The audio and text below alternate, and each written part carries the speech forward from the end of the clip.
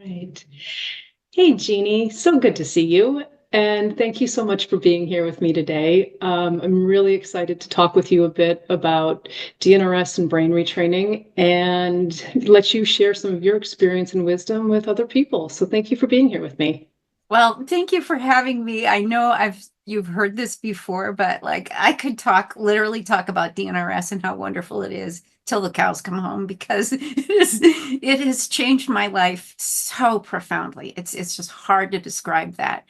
And I wanted to start by saying all my life I've been really nervous, Connie, about having my picture taken and having videos taken of me. And I haven't really analyzed it. It's not like it paralyzes me. I teach all the time. I've been teaching since high school.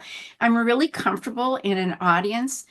With an audience, although I did speak to 500 people one time, and I was pretty nervous for that, but I did it. And so I'm an extrovert, but I'm very private. And so the when I watched testimonials, they were profoundly helpful for me, really, really important. And I watched them over and over, but every time I'd think, wow, that takes such courage to be recorded, you know?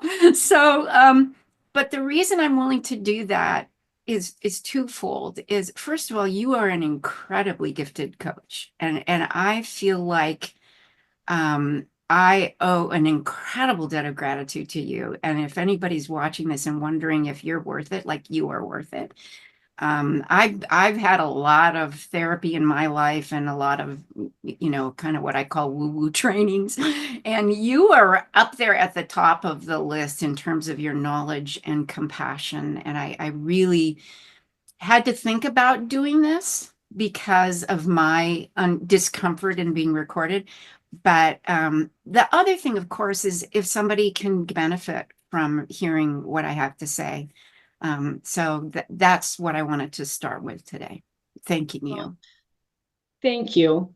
I so appreciate the kind words. Thank you so much. And I can also so relate to what you just shared because I also am a fairly private person. So when I first filmed a testimonial, I was like, eek, we're talking about some vulnerable things here that other people don't get outside the rewiring That's community. right.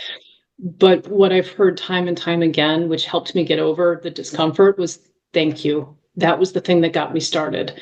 That was the thing that kept me going. So I just want to thank you because I know other people will have the same experience with this, where it will either be the thing that gets them into brain retraining in their healing journey or the thing that helps keep them going. So thank you for getting over the very understandable and very human response of eek.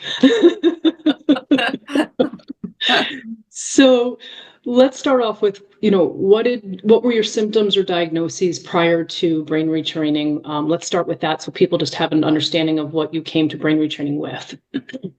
I had my first experience with multiple chemical sensitivity, which was my diagnosis that led me to DNRS. But I had my first experience in 1996. My kids and I had slept in a basement room of our house. My husband and I had remodeled this room and put in laminate flooring and, just paint from the paint store and probably pretty cheap cabinets in and never thinking anything about it.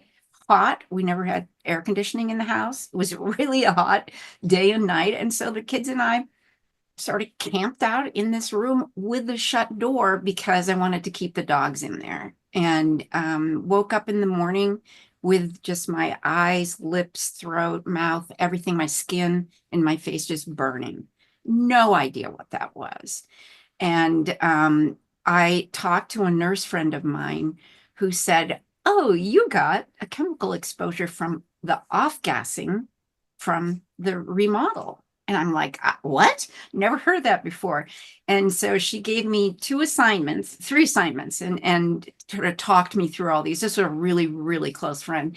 And she said, first of all, you've got to stop using fragrances in your body products, your shampoos, soaps, things like that, but also in all the cleaning products in the house. So I started reading labels and was very aware of fragrances. The third thing she said was, You need to start eating organic and seasonally. Mm. And vegetarian would be best. And I thought, my husband had passed by this time, and I am raising two little kids. I think at this time, maybe a 7 and a 9-year-old, 7 and 10-year-old.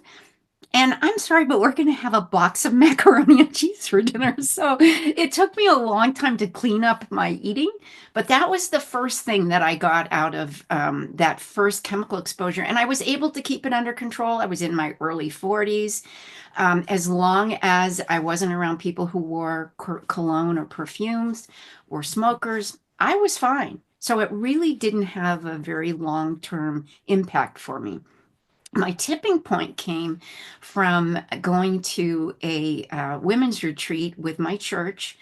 This was the 6th year we had been at this same venue.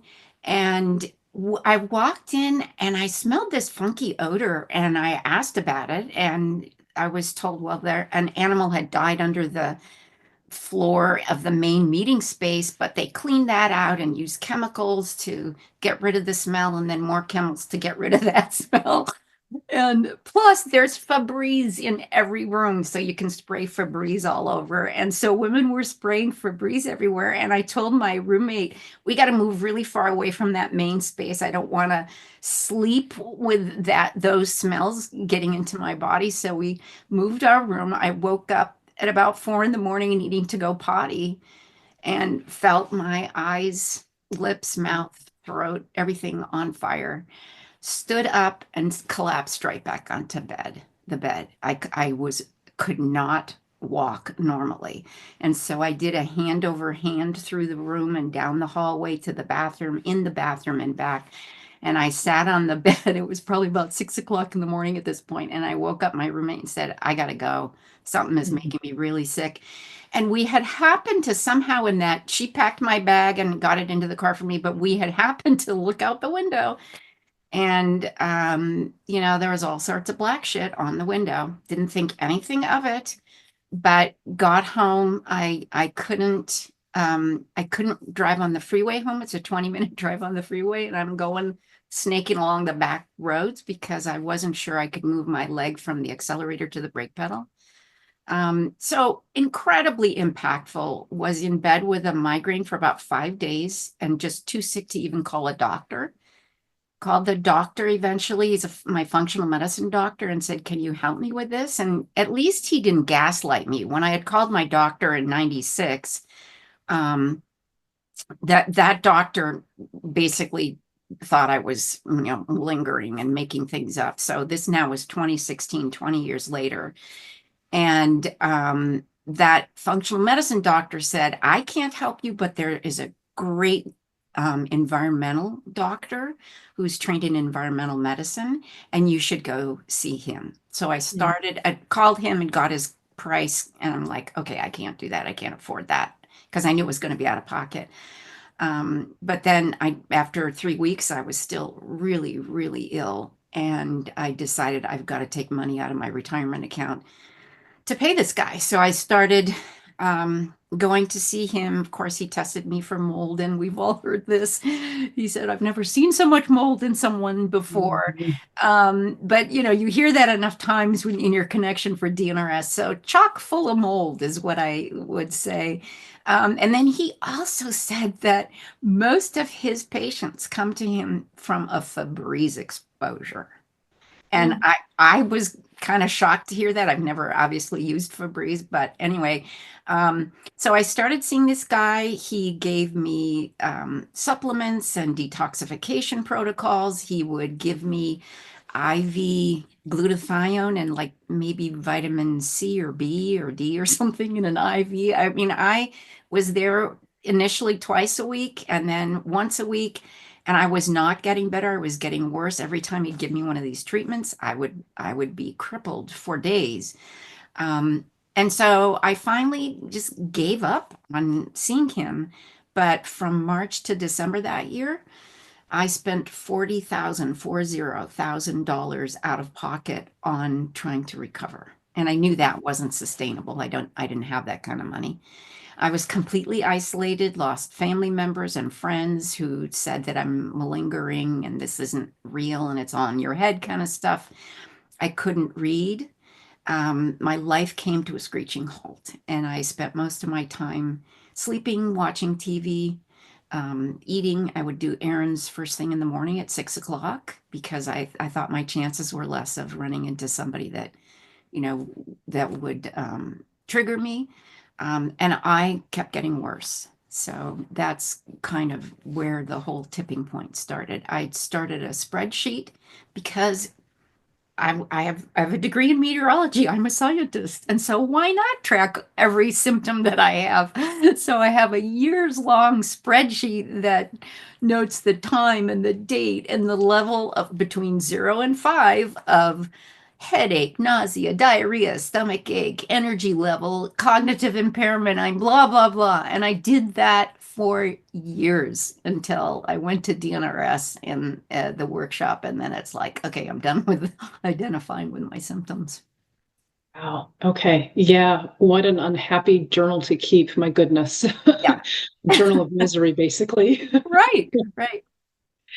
So, well, one, it sounds like life got pretty small pretty quickly and also pretty expensive pretty quickly, which I know so many of us can relate to. Before getting sick, were there patterns that you can see? What did life look like for you before you got sick? Can you identify some things that might have contributed to that or things that you can see now um, that were kind of precursors to all of this, possibly? I don't think so. I don't think as much of precursor stuff because as I said, anybody that I was around, I was just conscious of not being around smokers and fragrances, but it really didn't hinder me and I was fine. Although I will say that at one point I was volunteering in the office at my daughter's high school, and they had a retarring the roof project on a part of the building that was below my window.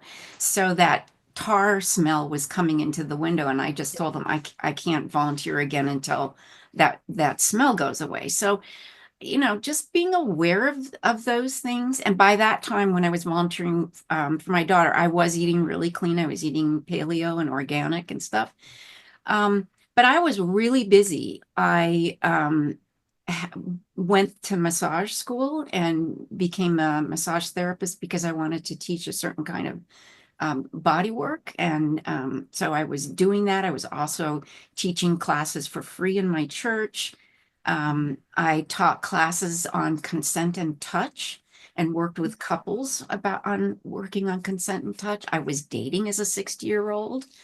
I was going to meetup groups that interested me, and I was doing a lot of volunteering. So I was a busy beaver. I had a very full life. Yeah. Yeah.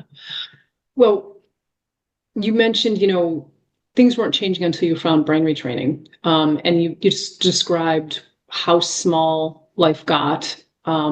What does life look like for you now? Because it sounds like, before your tipping point, like you said, life was pretty full, got very small. What does life look like for you now after brain retraining? I cannot begin to explain uh, how positively DNRS has impacted my life. My brain, as a now 70-year-old, um, is works better than it did when I was in my 20s to 40s. And in that period of time, I was working in a male-dominated workforce, loved my career with a passion, and I was writing technical journals and teaching class, and very involved in my union, but there was that constant hostile work environment and being a woman in a male dominated workforce. So there was a lot of stress in that. But right now, my brain, I think, is working better than in those days. I'm doing a lot of volunteering, a lot of writing. I'm running a couple of groups that meet on Zoom once a month. People can't believe how organized I am. I'm never late for anything. And this is all really easy for me. I take care of my 14-month-old grandson 5 days a week for anywhere from 4 to 6 hours. I had him for 8.5 hours last week, and like that took a couple days to recover from, but not because of my brain, just my body is old. Sure. But that gives me incredible joy, and I fall back on DNRS in a heartbeat. I did a round before doing this Zoom. My proclamation is always there. I was I was meeting with one of the guys in government. I'm in a very rural part of the country, and this guy had asked me to come in and talk to him about, well, how are we doing? And I realized he's not just here for my input. I I and I'm just like stuttering. I said, well, wait, are you suggesting that I run for office? And then he said, well, yeah. And I immediately am going, I'm calm and capable in every situation. I'm calm and capable in every situation. And I was doing that in my mind as I'm listening to him tell me how he would suggest that I could run for office, which is not to say I'm going to do that, but who would have thought? And I think Right. more remarkably than anything is my kids were just not prepared for the fact that I'm a completely different person. I am a completely different person, and it's all positive, and all Oh, thanks to DNRS. Jeannie, that just makes me so happy. Thank you. How, first of all, how amazing to get that outside validation from someone else that you are so capable, so bright, your brain is working so well that, hey, you should run for office. That's amazing. And I Incredible. said to him, wait, are there gonna be little signs that say vote for Jeannie on the side of the road? And I said, I don't think I can do that. But as I said, I left there and I just did my proclamation on the way home. And so it's just very natural for me. But yes, it was truly, I was honored Yeah, that this guy thought, you know, she'd be good for this position in government. And it's like, right. oh, If he could have seen you back when right. to Oh, see the yeah. difference, right? Yeah. I mean, Yeah. just incredible. And also just, it always touches me anytime someone says, my kids weren't prepared for the change, because I know that it's always a good change and kids are getting their mom back, kids are getting their dad back. That just, yeah, I start to get a little choked up about that because I know how big it is, not just for you, but for them. So that just, yeah, I have a hard Right. time putting it to words. Right. And I know I had told them before my grandson was born, I had told my kids, and of course they're adults in their 30s and almost 40. And I had told them, like, I'm a completely different person than I was as your mother because I was so depressed after my husband died. And I had to let go, Eckhart Tolle, acceptance. It's just like, I'll let go of this. That's okay. Well, now they see me with my grandson, and and they can witness that my dealings with my grandson is a testament to the fact that I am a completely different person. Yeah, so beautiful. And what a blessing for the whole family. That Oh, just yeah. makes me happy. There's not words to say how happy that makes me. So Right. thank you for And sharing and that. how blessed I am to be able to be spending so much time with my grandson. I Mhm. feel that that's a huge honor as Yeah. well. Well, and to be able to be present and Yes. regulated with him and enjoy it and not just surviving it. It's Right. beautiful, really beautiful. Yeah. So, what encouragement would you give to other brain retrainers? Given where you started and where you're at now, what would you share with other brain retrainers as encouragement? Um, a lot. um, No one, I think the thing that shocked me more than anything is that no one told me I might feel a lot worse before I felt better. Mm. And I had done DNRS from the DVDs in the spring of 2018, um, and didn't stick with it because I didn't have anyone to be accountable to. And I'm happy to share some of my pointers later about accountability and how important that is. But then I went and met you in the in-person seminar outside of Toronto in Hockley Valley. And I remember you guys saying, well, here's the picture of your recovery. And it's that little spaghetti diagram, right? So I knew it was going to be complicated. But for me, I came home from there just focused on my rounds because that's what we spent most of our time doing, right? All the movements and stuff. And 6 weeks into my practice after the workshop with accountability buddies, I do 6 weeks of rounds, writing in my journal every day, and wake up with nausea. Mm, I'm like, oh, bummer, I've got the flu.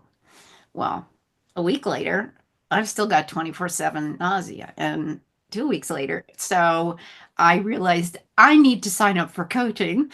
So mm, you're getting in with any coach was a month away, and you finally were able to help me. And your first comment was, this is your limbic system pushing back.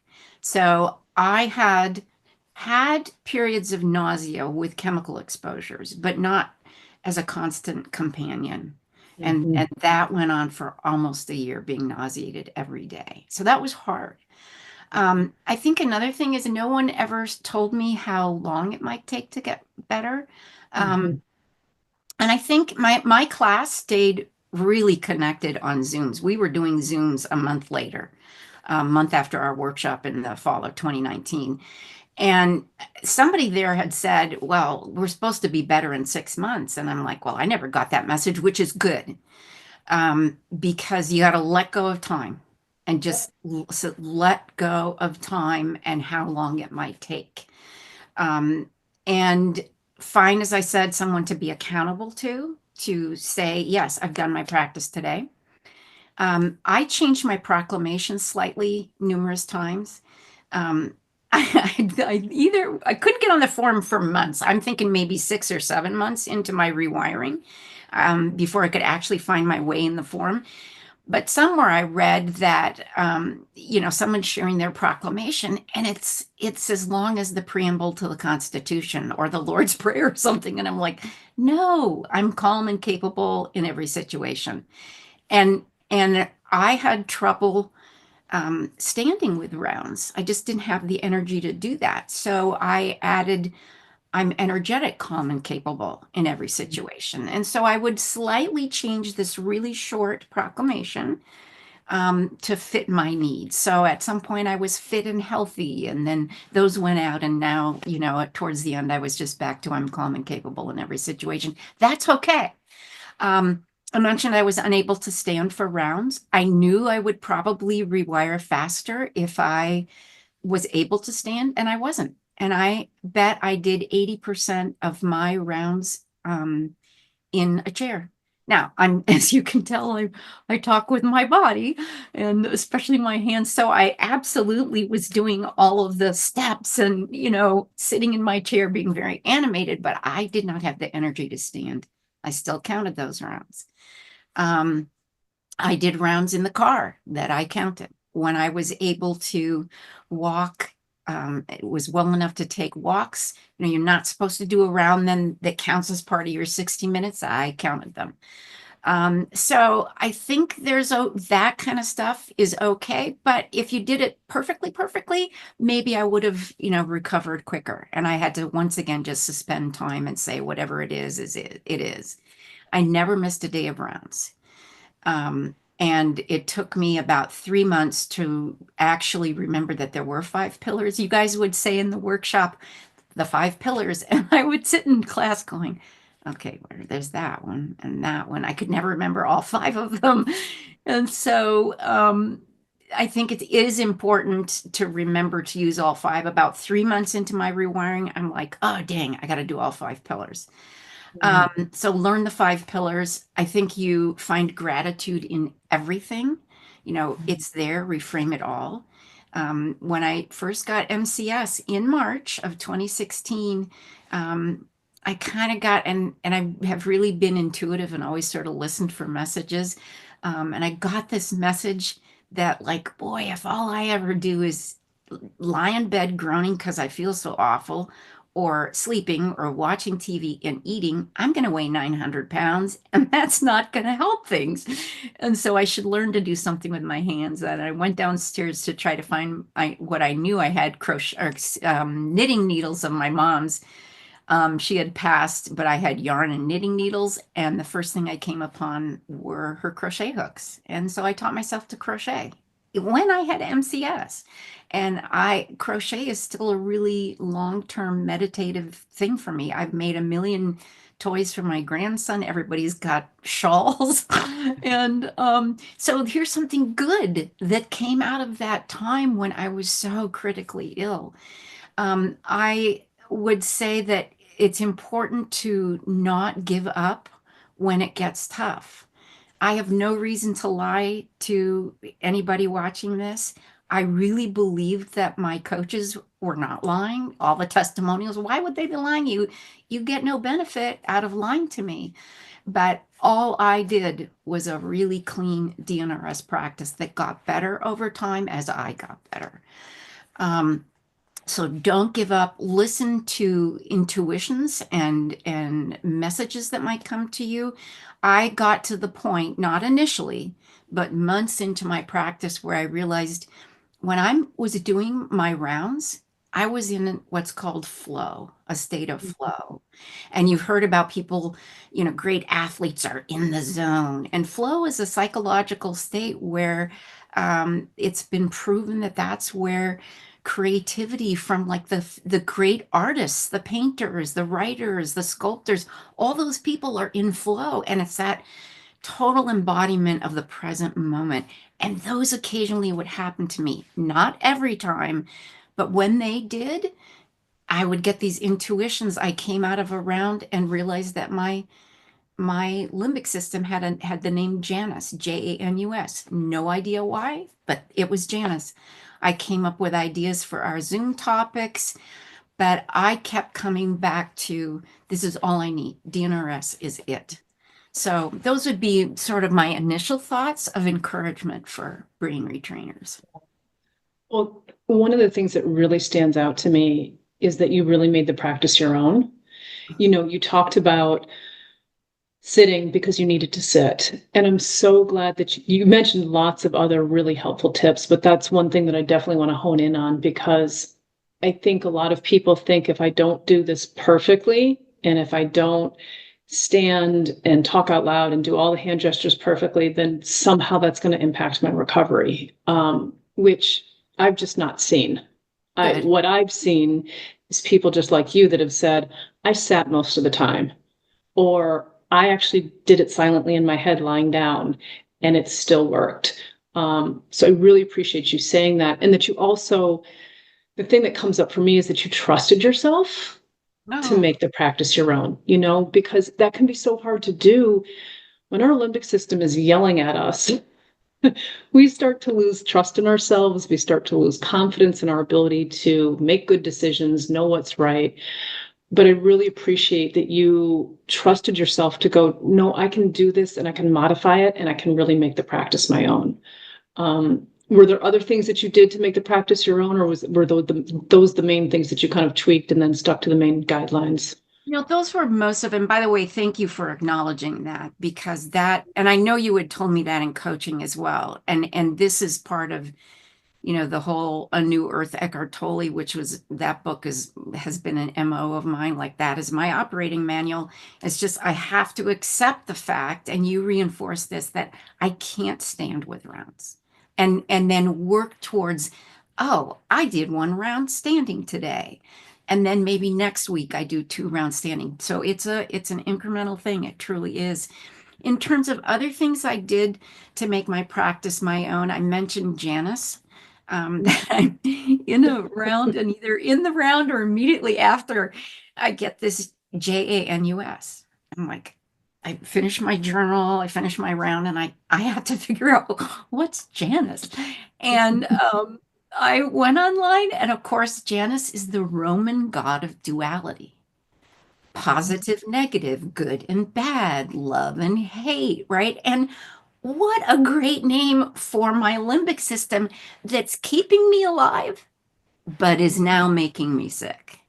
And so just giving Janus a really uniquely individualized name of a Roman god of duality, I think fit perfectly. But it came out of a round. And so that helped me a lot. And I will say on the day that I flew home from Toronto, I had a 2-leg journey home to the Midwest where I was living. And I had turned in the rental car, drove a rental car, right, for the first time, and after our workshop, and checked that in. I go through the airport. I board early in first class because I wanted to reduce my chances of sitting next to someone stinky. And it was night, and I'm leaning against the window, just exhausted out of my mind. And there's a plop in the seat next to me, and all of a sudden my face is on fire and just everything burning, that familiar, chemical exposure. And I sat upright. I had my journal in my lap, and I started doing stop, stop, stop.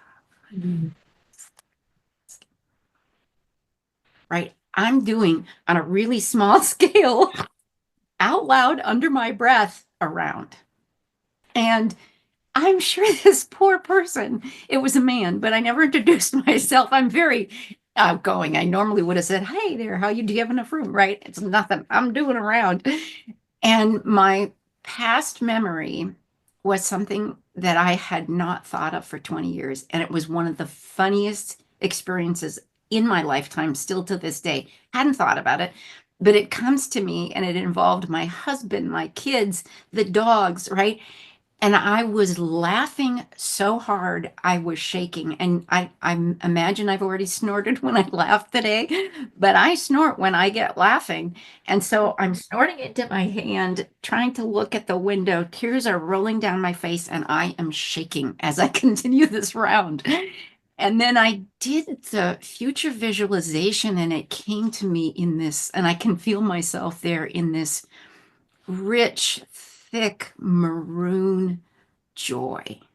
And so I opened my eyes at the end of the round, and I'm looking down at my stacked hands on my journal, and I said, I've got 5 fingers on my hand. I can put the pillars there. And so I spent the rest of the flights, the 2 flights, drawing turkey hands in my journal. I found them yesterday. It was kind of cool. And trying to figure out, how can I remember the 5 pillars on my hands? This is a system called memory pegging. And how can I just look at my hand and remember those 5 pillars? And so I came up with this idea of the first fingers. The first thing we learned was that this is limbic system imbalance, and to protect my limbic system, and changes that need to be made to protect it. And then recognizing and redirecting pathways of the past. That gift was given to me at Hockley Valley at our seminar, because I was talking to one of my friends there, and she said, "Jeannie, that is guilt. You have to pop that pop. And oh, there's your anger pop. You pop that." So, pops, recognizing and redirecting pops is the second round.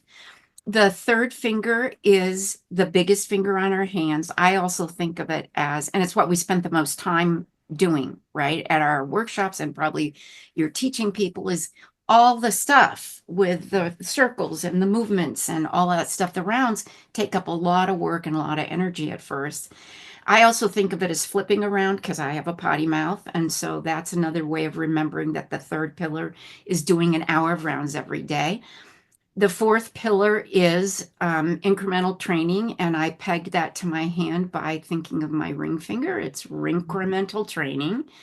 And then the fifth finger is our smallest. It's our baby finger. And what do we do with babies? We pick them up and schlep them all over. So I elevate my baby, I elevate my mood. And so once and I remember I did this on my way home from the workshop. The next morning on Saturday, I figured out how to post along my name on the form a little picture that I had drawn that's probably still on there about how do you remember the 5 pillars on your hand. But I didn't incorporate that for 3 months. As I said, it's like all of a sudden in January, I'm thinking, oh, wow, what are those other pillars that Connie always talked about? I got to do them all. Once I got the 5 pillars into my practice, I would do my rounds, write in my journal, and look at my hand and say, I have that meeting at noon. That woman can trigger me like nobody's business. I'm going to prepare myself and be ready for pops that arise. I'm going to protect my limbic system. I'm not going to go into her fear. And boy, when I come home, I'm taking a bath and playing a lot of music, right? So every day, multiple times a day, I was then looking at my hand. I loved hearing that my limbic system, it was like a toddler, and had my kids having, pitched their little fits on the floor multiple times, and all of the why questions, right? Like, but why, mama? Well, then Mm. I'm calmly, but why, right? And that's going to be coming soon with my grandson. He can sort of say bird. So, um, but treating my limbic system like a toddler that I love, but that has to have some discipline with it was really important. Another thing that came to me out of around is that I wanted to start talking to Janice like they were, and Janice clearly has gender fluidity. Sometimes Janice is he, sometimes she, and sometimes they. But but it came to me that I could talk to Janice like I did to our Shih Tzus. We had two little dogs that one of the best investments I've ever made is paying someone to train them, not just to walk on a leash, but the best thing was go to your rug and lie down.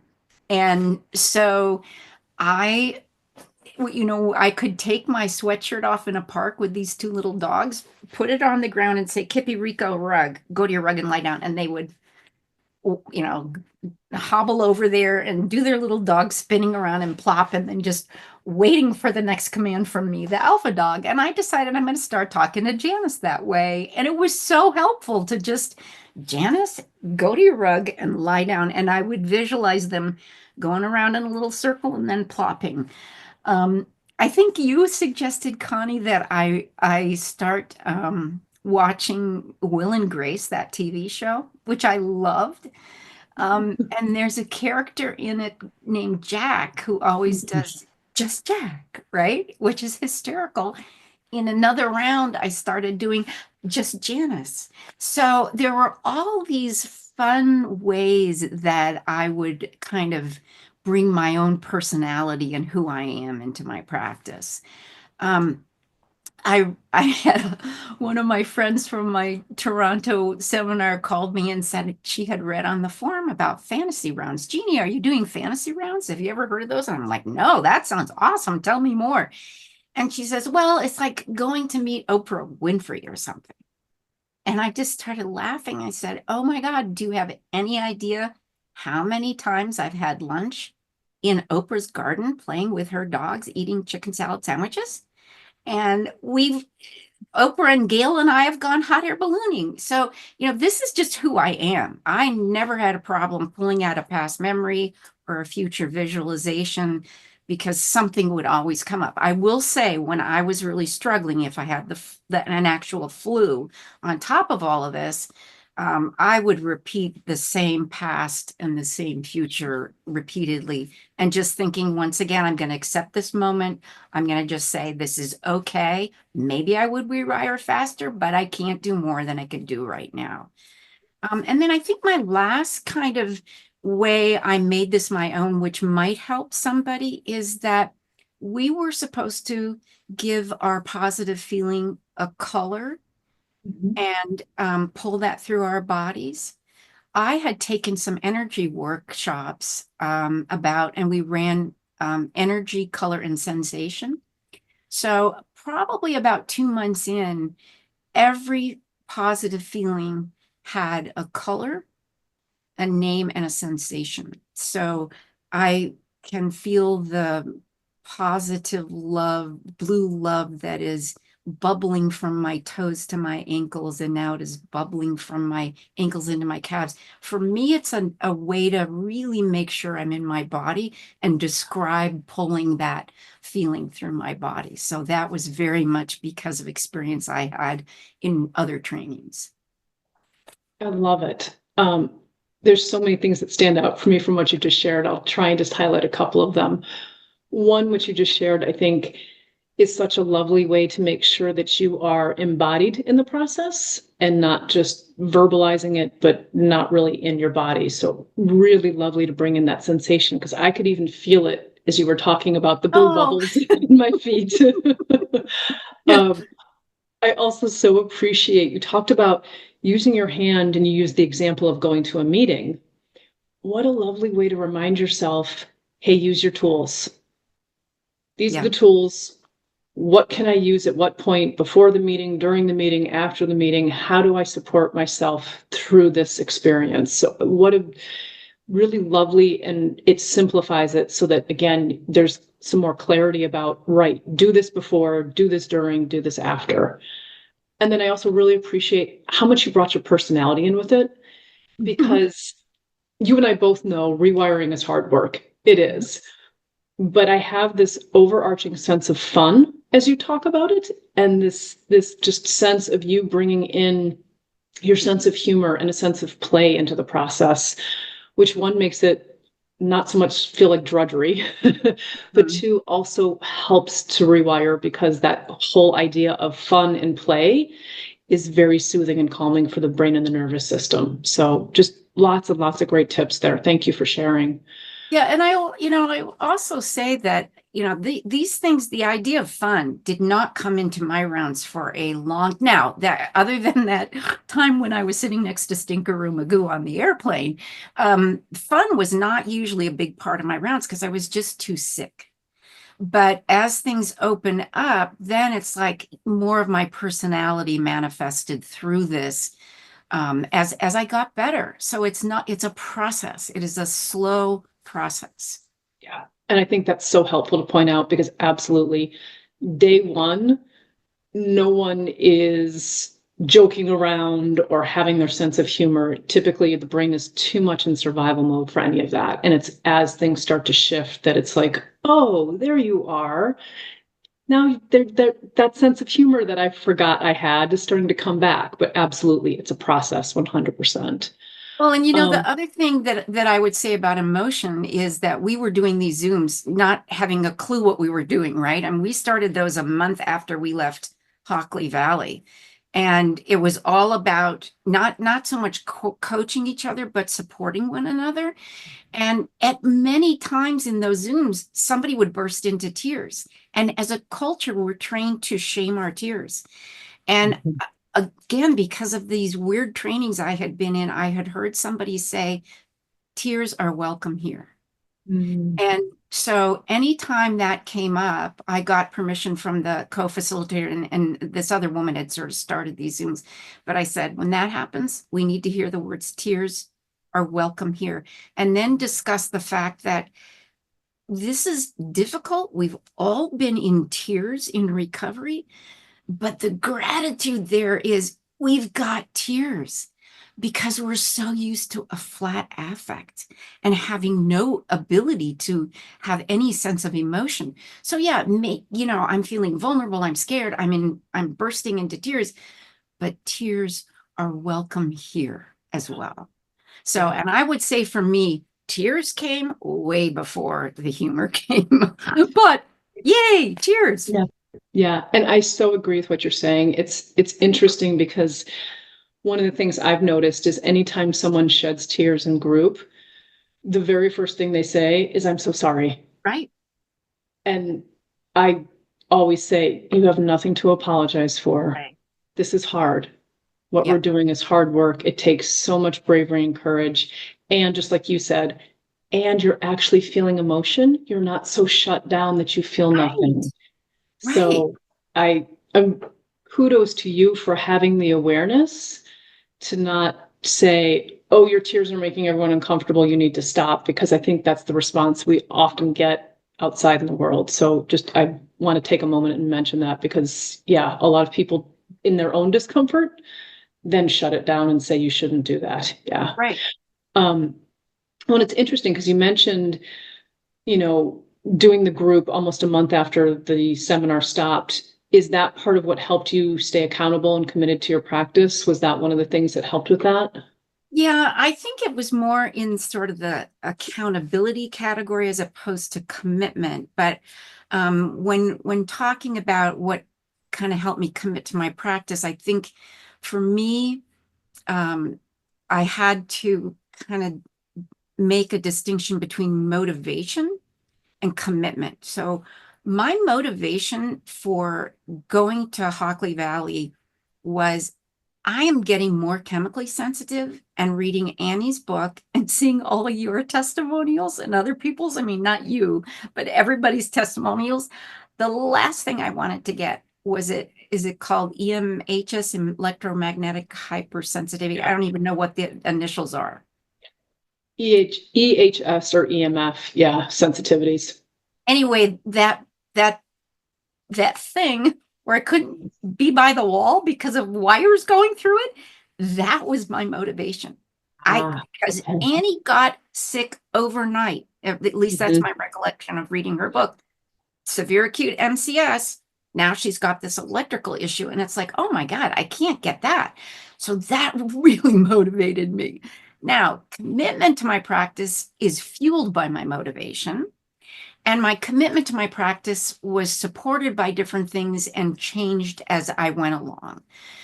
In my mind, commitment is how I achieve this goal and how I continue to move forward, even though it's really hard. So I would come back to no one is lying. I am not lying.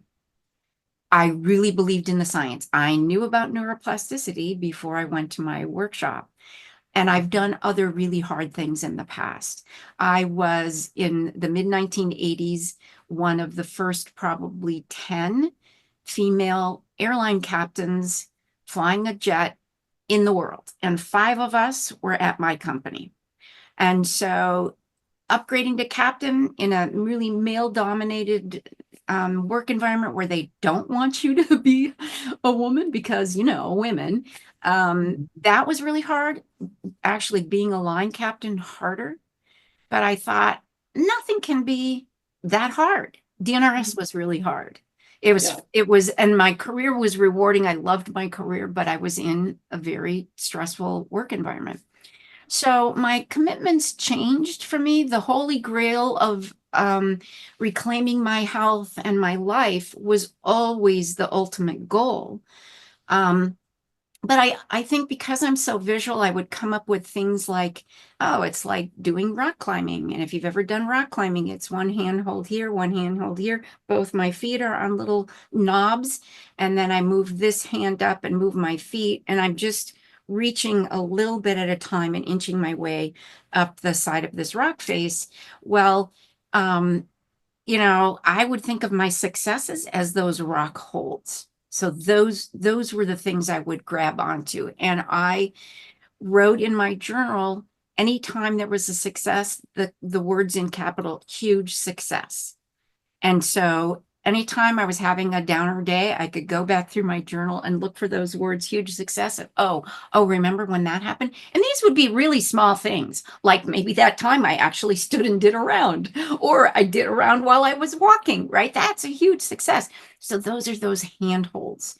And I think for me, my rounds changed from being a chore, because they were a pain in the ass initially, but I had committed to myself, from being a chore to being a habit. And I think there are studies that show it takes 3 months for that to happen.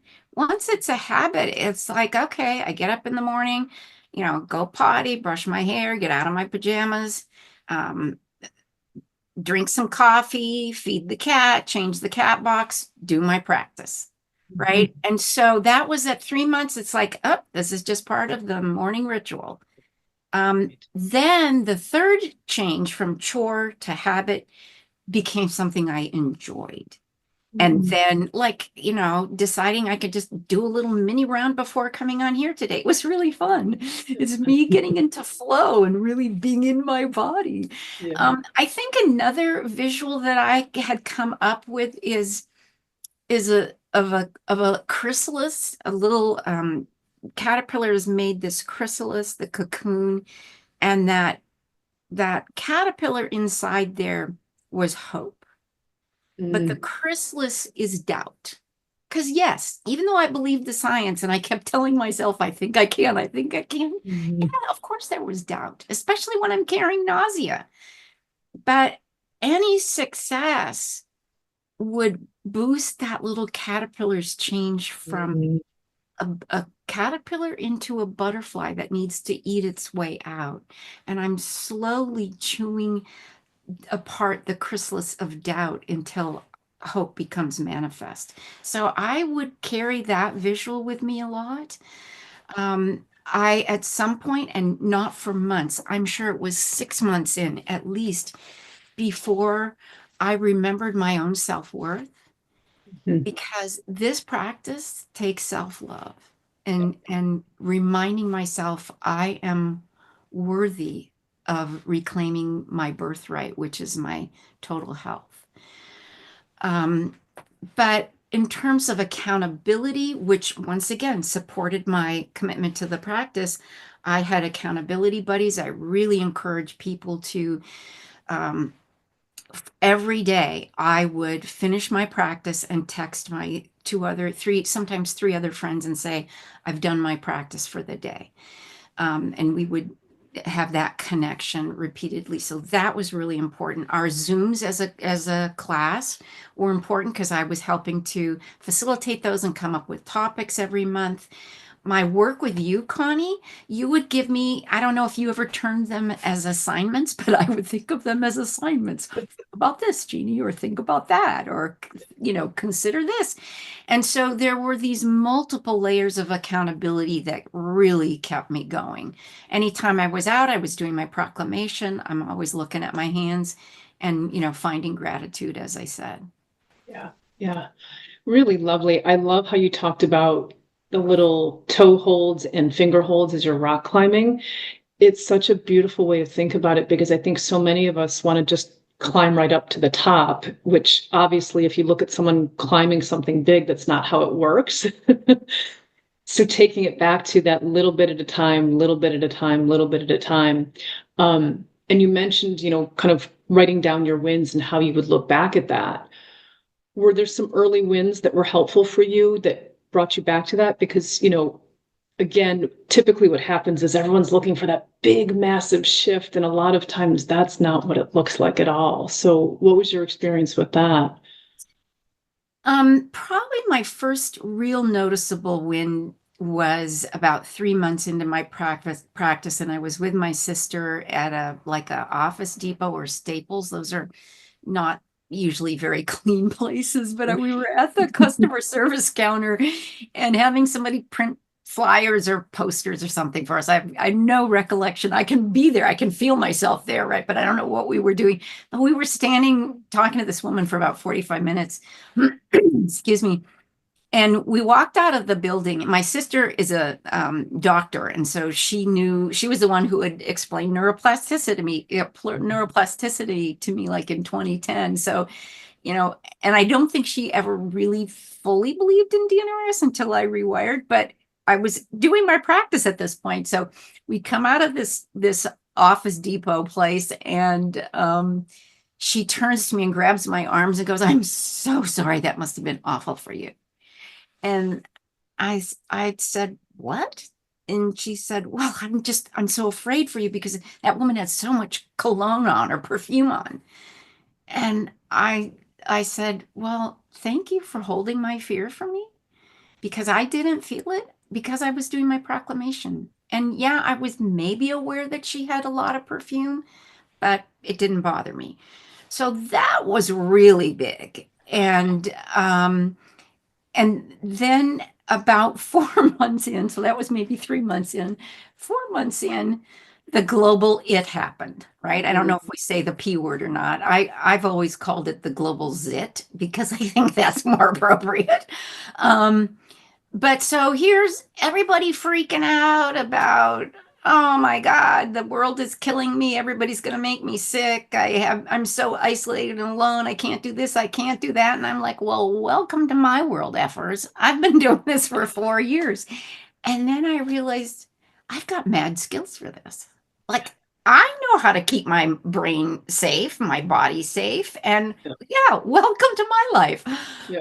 So that was pretty profound. And I did talk to, my classmates about like, we can do this. We can, Mhm. it's a bummer, but we can do this. Mhm. Um, and then the most profound thing for me, I think, in my earlier rewiring was about 8 months in. And once again, I can just, with joy, I feel myself back in that chair and in that spot where I had finished my practice and felt like I was a flower bloom. And Mhm. I just sat in my chair and opened as fear left my body. I mean, it was, and I'm getting goosebumps explaining this, and Yeah. that's what it was for me. And this is really woo-woo, but this is who I am. And I wrote in my journal, I'm done with fear. I can take control of fear. Now, that was incredibly profound. Did it resolve my MCS? No, not completely, but what a win. And at that point, I said to myself, I will do this for an hour every day for the rest of my life. I don't Mhm. care how long it takes because I can see that there are going to be benefits I can't even conceive of. Wow, that is super powerful. And kudos to you for being able to recognize that was a massive win and not go back to, yeah, but I still have my MCS. Thank you. Because that's one of the things that happens all the time is people have this huge, beautiful shift and they go, and I still have this, so whatever, right? But for me, it's just such a beautiful example of being able to notice, no, that was powerful and that was real. And that's proof that things are changing. And what I'm doing is worth the time and the effort and it's working. So And in thank you for that, and in sharing that. Yeah, and in that moment, Connie, I did not go, yeah, but shit, I've still got MCS, right? I am just reveling in the success, which is what you're Yeah, supposed to be doing. And so there exactly. was never this, oh, but God, I got this. It's just like, look what I have done. And this Yeah. fear just floats up and out of my body and dissipates. But thank you for acknowledging that. And this is once again, not something that happened to me in the first couple months, but at about 8 months, I just decided this is it. This is going to really have profound impact on my life. Right. Yeah. Just beautiful. Really, really beautiful. And one of the other things that I did want to circle back to too is you mentioned kind of nausea and that showing up and hanging around and being surprised by that, which I would imagine was all the things scary, confusing, frustrating, all of it. How did you kind of continue to practice through that, navigate that, and also not be able or get back into pillar one and not go, well, this is something different. This is something outside of what's going on with my brain. Because I can see so many challenges with that. How did you navigate all of that? Once again, I think you get such credit for it. And it makes so much sense and it's so logical now. But you just said, Jeannie, that's your limbic system. It's trying to maintain control. Yeah. And And because I had read and studied A New Earth, I feel like that was incredibly important for me to find acceptance in rewiring and just non-resistance. And it's just like I have to do whatever my brain is gonna expect me to or wants me to do, my prefrontal cortex brain, not Janice. So coaching was incredibly important, but just saying, I'm gonna let this go. This is what it is. Was I super excited to be carrying nausea for almost a year? No, but had to come back to the fact that I trust DNRS. I trust the science. I really believed this was the last thing I needed to do. The only thing I needed to do rewire, which is not the other people, if they have other tools, great. But one of the things I saw my friends doing is getting a few successes in DNRS about 6 months in, and then deciding, oh, well, that's probably going to help more. And then they would go to the grass is greener pasture Mhm. and start another protocol. And I just had to support them and say, good luck. I hope that works for you. But I have to be true to DNRS. That's just who I am. I trusted in my coaches. I had to believe that Janice was just trying to trick me and stay in control. And it was not easy, but eventually, and I can't even tell you when that nausea dissipated, but it did. It just left. And, slowly I became much less sensitive to fragrances and chemicals and all that stuff. Yeah. Yeah. Well, again, I just wanted to highlight that because as we both know all too well, and anyone doing this work knows, it, like you mentioned a while ago, that up and down nature and that squiggly line, it is so all over the place and so messy. And typically, when it does get messy and either a new thing comes up or an old symptom comes back, it's so easy to get pulled into this isn't working Yeah. and to lose hope and to lose the commitment and stop doing the practice. So I just really appreciate your ability to stay grounded in the practice and not lose your trust in the tools, not lose your trust in yourself and all of that, because that is much easier said than done, no doubt. It is really hard. It is Mhm. really hard. And don't beat yourself up if you give up for a little while. But for me, even though I would get bummed out because this or that, or it's taking, I just had to say, I'm accepting where I am in my rewiring. And I have to trust that I too can make these new neural pathways. Yeah. Well, and one of the things that you mentioned is that you said people from your class, about 6 months in would say, okay, I've seen some changes. I'm going to go do something else. One thing I did want to touch on is I know when you were towards the end of your rewiring journey, you had a sense that, okay, it's time to now address some of the trauma that's happened in my life. And obviously not going to talk about that trauma, but just so people are aware, it's what people would label big T or overt trauma. Um, so what helped you know that you were ready to do that? And how did you start to dip your toe into that to help that heal?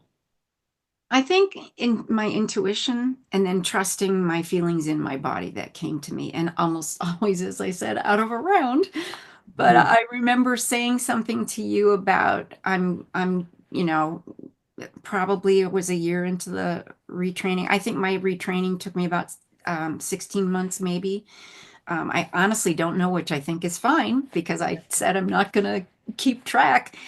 But about a year in, I think I had said to you, there is this trauma from my husband's passing and from my job that I got fired from, and I would like to at some point have a conversation about that. And I think me just vocalizing that, just verbalizing that to you, kind of puts a pin in it, right? I'm not ready to do this yet, but that's something, a little sticky that I've got on the refrigerator, which I didn't put on the refrigerator, but it's just out there, right? And then I remember driving home from taking the cats to a vet appointment in the morning, and I had them in their little containers in the car, driving on a 4-lane state route in a kind of urban area. So the speed limit was maybe 50. And I'm just driving, probably listening to music and trying to calm the kitties. And I could see a hawk out of my peripheral vision. And this hawk and I are going to have a midair. It is not just going to glance off my car. It is going to crash into the windshield, shatter the windshield, and probably damage my car in other ways. I mean, that's the speed that it was coming at and that I was going. Of course, there's no this conversation, this realization isn't playing out in my mind, right? I'm not taking time to describe, oh God, it's more, it is just, oh God. And Right. I swerved the car at the same time that this hawk pulled up. So we didn't collide. And then I got back in my lane and I just sort of did this and breathed and realized, oh God, I'm in my body. Mm. That was Janice saving my life and going to his rug and lying down without being told to lie down. And I knew that was a profound experience for me. That was huge. And it's in Eckhart Tolle's book, A New Earth, he talks about the ducks with the human brains, where these ducks are in the pond and they're mad at each other and they're pecking and squawking and flapping their wings and feathers are everywhere and there's all this commotion. And if they had human minds, one of them would be saying, "You stole my fish." And the other one would be saying, "Well, you were nesting in my nest last night. Those reeds were mine." And so this conversation that they have, all of a sudden, they just resolve it. They float into separate areas of the pond. They flap their wings and they are done. And I honestly feel like from reading that, I flapped my wings and just let it go. And I realized this is Janice functioning as she should. So I'm going to check in with you. And then you helped me do incremental training around the trauma. And it was once again very, very slow. They just thinking about newspaper articles and magazine articles that were made, were written and done around my husband's passing. I just have to dip my toe in and slowly progress to actually being able to read part of a book before doing a book about his death, before doing a round. So it was just putting into practice all of the work I had done around fragrances and chemicals as incremental training. So that was when I knew that here's a something I can identify when Janice is working as she is supposed to be working to save my life as opposed to making me sick. Yeah. Yeah. Such a beautiful example of one, your limbic system doing what it's supposed to, of saying, hey, this isn't safe, do something different, and then saying, okay, and now we can go on with our day, right? And for me, that's also just such a lovely example of having some awareness of when it's time to address trauma and when it's not time to address trauma. Because for me, this is such a timing thing. And once again, kudos to you that you had the awareness and the insight to know not the time, and now it is.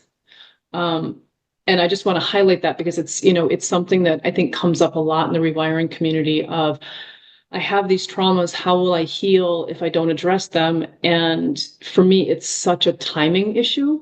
And so having the awareness of when it's time to just let them be and when it's time to address them if you need to. So thank you for sharing that because you illustrated it beautifully. So any pointers that you would share with other people that are either considering starting brain retraining or in the process of rewiring, anything that you would share from all of your wisdom and knowledge in your journey? Well, I've kind of hit on these points already, but accountability, accountability, accountability. Have somebody to whom you can be accountable who is rewiring. And I don't know how you set that up with the people that are working with you.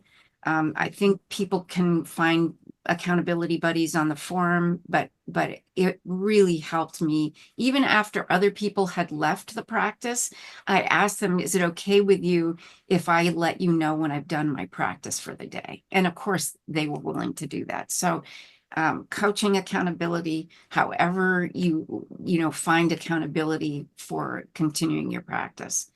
Acceptance, as I said, accepting where you are, believing in the science, finding gratitude, focusing on successes and reframing things into success. This takes dedication. It takes devotion to ourselves. And I think more importantly, which once, as I've said before, once again, healing takes self-love. And everybody has value and everybody is worth saving because I truly thought I was going to die from MCS, but just work towards finding your value and love for yourself as you are also loving your limbic system for, yes, making you sick, but saving you when the times are appropriate. So I think self-love is a huge part of that. Yeah. Well said. There's nothing I can say on top of that. But once again, it's like who can love the condition I'm in? I'm sleeping and eating in bed for days with a migraine. So it's like you work towards really realizing that you have value and worth and loving yourself, but don't expect that to happen, in the first weeks or months. Well, and the one thing that I will add is what I hear you talking about again and again and again in such a beautiful way is, and I'm noticing I talk with my hands just as much as you do. Sorry, everyone. It's okay, right?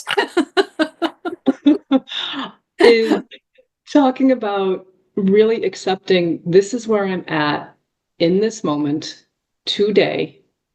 How can I accept that?